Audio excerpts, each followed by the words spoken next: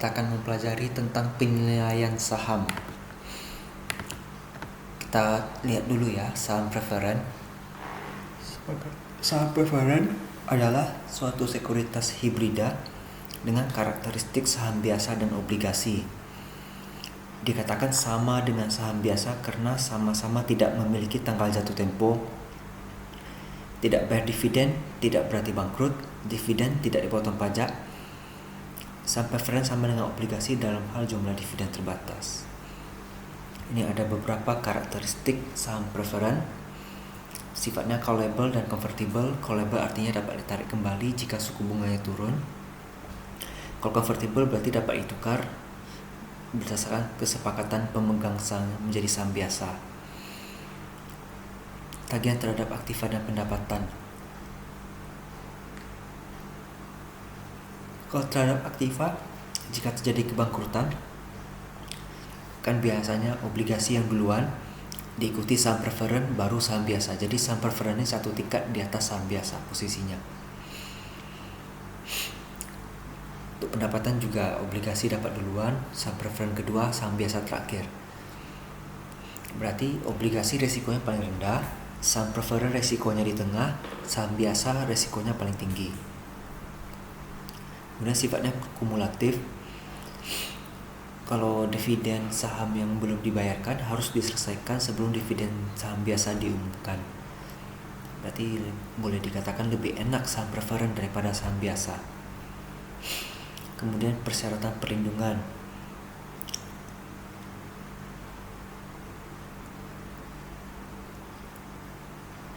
Ya, ini tinggal dibaca ya. Kalau sebenarnya dia melindungi investor dia lebih dari saham biasa. Kalau tidak dibayarkan maka dividen saham biasa itu harus ditunda dulu atau tidak dilaksanakan.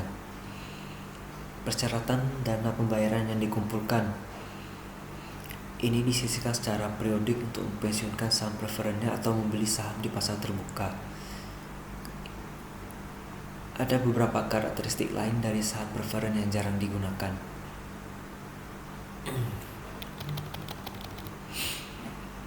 Yang pertama, tingkat penyesuaian saham preferen atau adjustable rate.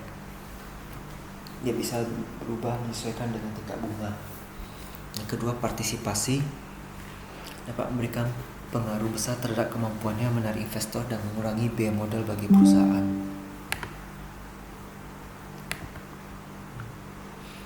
Kemudian preferen pembayaran dalam natura.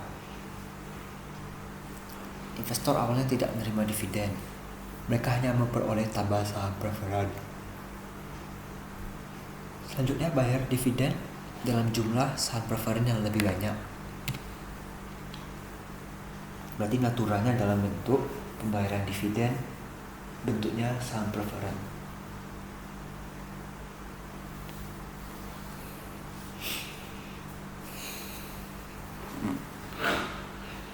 Dari penjelasannya cukup jelas ya. Kemudian sifat pensiun.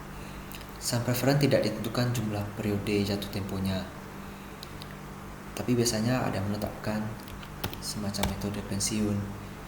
Jika tidak dapat dipensiunkan, perusahaan penerbit tidak dapat memperoleh keuntungan dari turunnya tingkat bunga. Sebagian besar memiliki persyaratan penarikan kembali.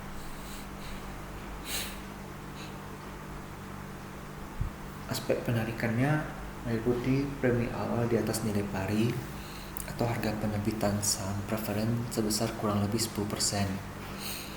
Namun seiring dengan berjalannya waktu, premi penarikan biasanya turun dengan menetapkan harga penarikan awal di atas harga penerbitan. Syarat penarikan juga mengizinkan perusahaan penerbit merencanakan pensiun untuk saham preferen pada harga yang telah ditentukan sebelumnya. Ini tinggal dibaca aja ya. Ini ada penilaian saham preferen. Kalau kita lihat dari rumusnya, ini rumus present value ini ya.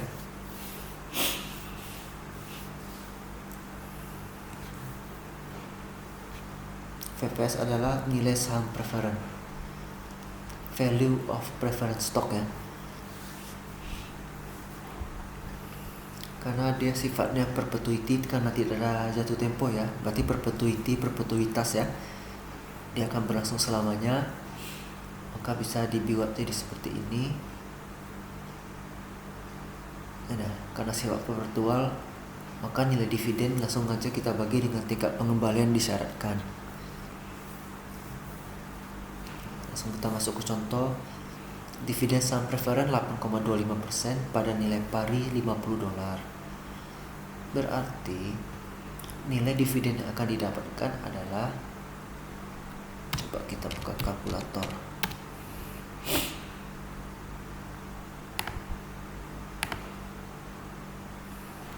$50 dikali 8,25%, hasilnya 4,125.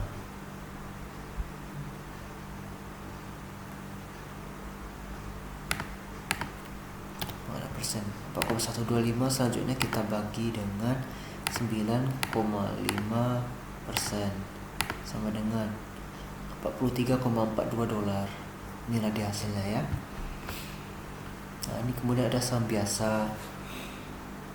Besarnya dividen tidak ditetapkan sebelumnya, namun di dividen didasarkan pada keuntungan perusahaan.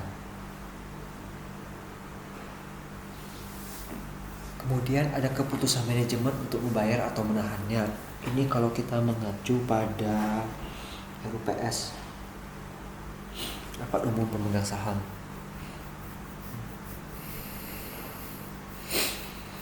Karakteristiknya ada tagihan terhadap pendapatan dalam bentuk dividen atau diinvestasikan kembali dalam perusahaan. Kemudian tagihan terhadap aset. Kalau ada likuidasi ya dia terdapat sisa aktivanya. Yang pertama tentu tetap harus ke obligasi atau utang dulu. Kemudian untuk hak suara dia punya. Kemudian hak didahulukan, dia bisa mempertahankan proporsinya ketika ada saham baru yang mau diterbitkan atau reissue. Kalau misalnya dia tidak mau mempertahankannya, berarti akan terjadi dilusi saham atau komposisi persentase sahamnya berkurang. Kemudian tanggung jawabnya terbatas, yaitu sebatas jumlah yang disetor saja. Penilaiannya pada dasarnya tetap sama, menggunakan metode yang ini, pakai dividen. Ini di present value kan.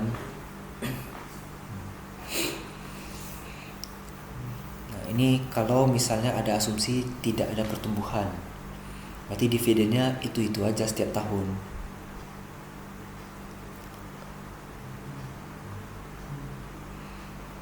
Dividen pertama sama dengan dividen kedua, sama dengan dividen ketiga. Berarti ini sama, angkanya lanjut terus. Bisa dibuat jadi persamaannya seperti ini. Ini kan nilai present value dari future value-nya annuity itu kan. Yang 1/, ini adalah yang ini jadinya dikali dengan nilai dividen. Ini yang kita dapat dari hasil kita mempresent value kan nilai persentasenya atau nilai dari KS-nya. Ini udah sering kita hitung ya di materi perkuliahan sebelumnya. Jadi untuk menilai harga saham biasa, PO sama dengan nilai dividen dibagi dengan nilai keuntungan yang diharapkan. Nah, ini kalau ada model pertumbuhan konstan, penilaian dividen rumusnya dividen dibagi dengan tingkat pengembalian disyaratkan dikurang dengan growth. Nanti kalau ada soal tinggal kita masukin angka, langsung ketemu hasilnya.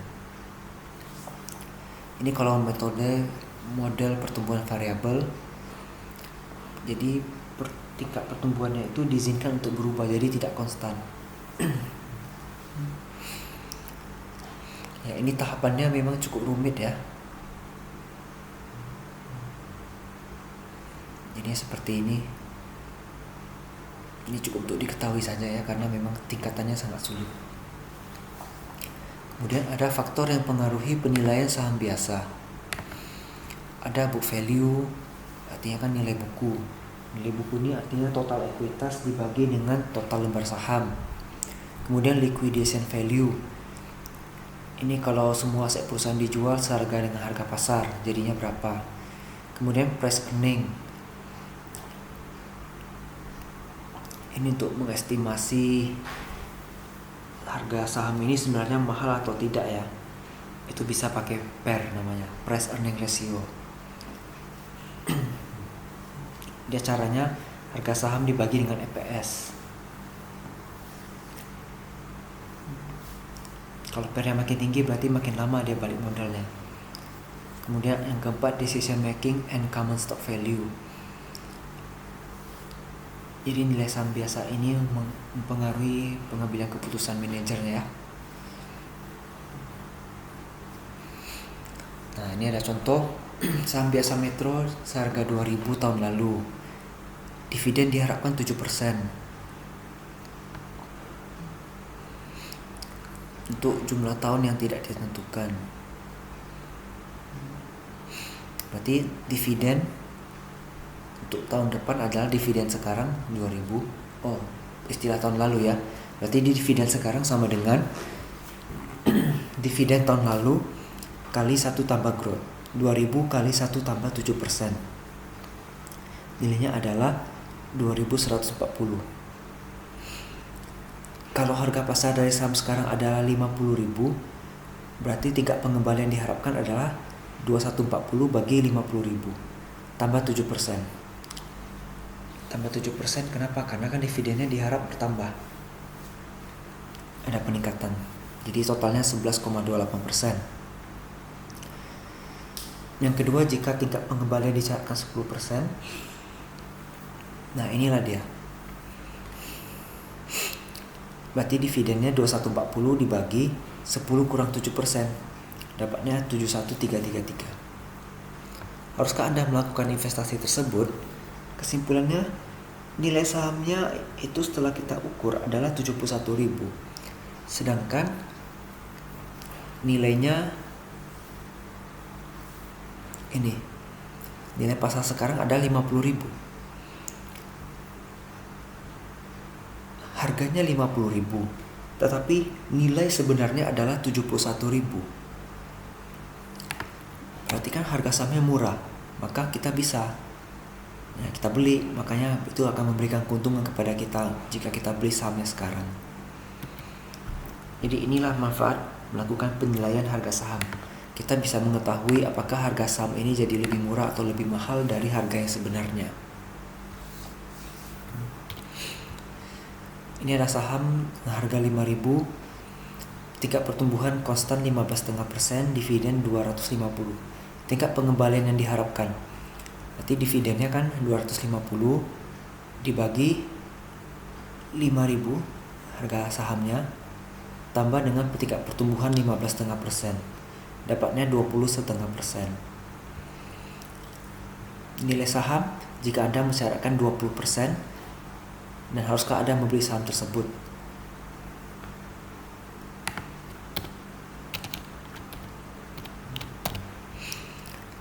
Kita pakai model pertumbuhan ya.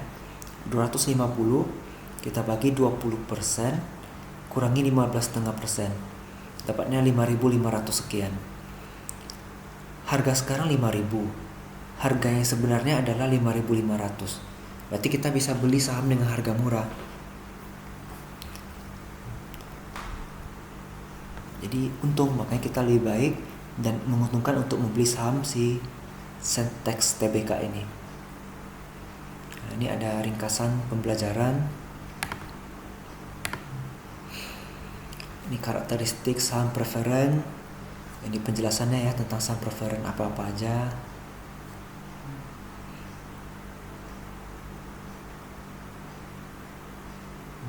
Silakan dibaca.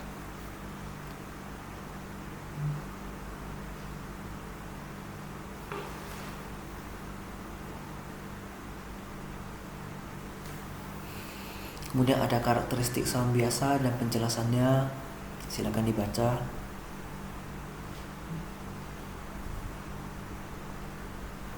Ini tingkat pengembalian diharapkan adalah tingkat pengembalian yang disyaratkan investor yang bersedia membayar nilai pasar sekarang untuk sekuritas tersebut. Ya, kita kembali ke contoh yang sebelumnya. Kalau memang harganya rupanya lebih murah daripada harga yang setelah kita hitung, kita layak beli. Tapi kalau harganya lebih mahal daripada harga yang gini, jika harga pasarnya lebih mahal daripada harga yang kita hitung, itu bukan berarti tidak layak beli. Bisa saja memang strategi investornya seperti itu. Jadi sekiranya ini materi yang saya dapat jelaskan tentang penilaian harga saham, semoga dapat dipahami dengan baik.